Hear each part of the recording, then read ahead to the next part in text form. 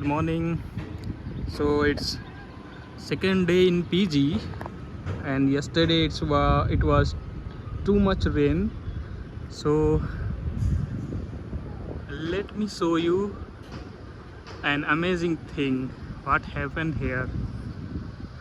See, this is the amazing thing about which I was talking.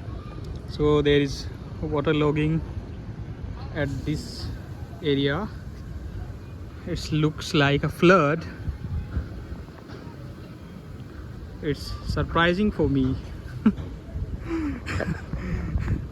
This is the first time I am seeing waterlogging in this area. These are hilly areas, but still there is this problem.